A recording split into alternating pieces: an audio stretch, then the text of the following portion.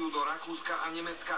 Predtým musia prejsť registráciou. Pri takomto počte ľudí to však znamená dlhé hodiny čakania v chladnom daždi.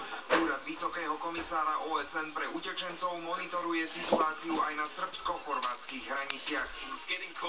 Ochladilo sa tak, že je veľmi dôležité, aby sme pre týchto ľudí zabezpečili stany a pokrývky, ako aj vodu a jedlo. Tu sa nám to zatiaľ darí.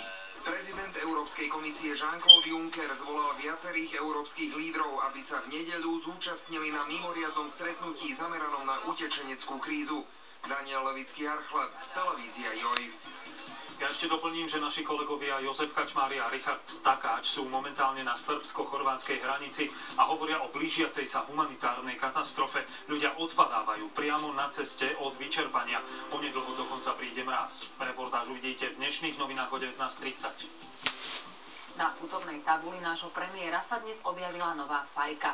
Predseda vlády si totiž odškrtol ďalší splnený sľub o rozšírení kapacít pre materské školy. Po 10 miliónovej dotácii z prvého sociálneho balíčka vláda tentoraz poskytla na tento účel presnú polovicu. Cieľom je najmä pomáhať mladým rodinám sklbiť pracovný život s rodinným. Preplneným škôlkam a zúfalstvu rodičov by mohol byť už čoskoro koniec.